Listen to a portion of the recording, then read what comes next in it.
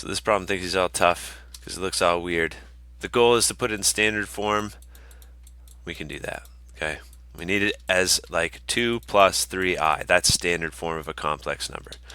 So to put this in standard form, all you have to do is multiply by 1 in the form of the conjugate of the denominator. If that's not the nerdiest thing you've heard all day, then I don't know what you're doing with your time, because that's pretty nerdy. But you're multiplying by 3 minus I, the conjugate of the denominator.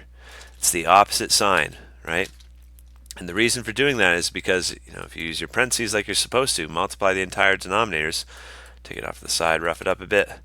This is 3 minus I times 3 plus I. And if you multiply those together, that makes 9 minus 3I plus 3I minus I squared. Okay, I just did FOIL. And look, the middle terms cancel out. You don't have an I anymore. Okay, so that's 10. When you look, oh, and I skipped over this part. I squared is negative 1. So negative 1, like I wrote here. So the entire denominator now doesn't have an imaginary number in the bottom. It's just 10. In the top, we've still got to multiply those out. If you use FOIL, you should get 9 minus 6I plus I squared. I did that fast, but I used FOIL to multiply these two parentheses together.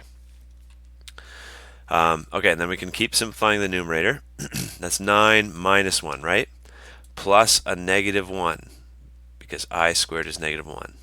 So 9 subtracted by 1 makes 8. We're not done. Okay, we want to rewrite it. Look, this is 8 minus 6i over 10, which is the same thing as 8 over 10 minus 6 over 10i. Same thing. Just want to reduce your fractions like always. There we go. Now it's in standard form.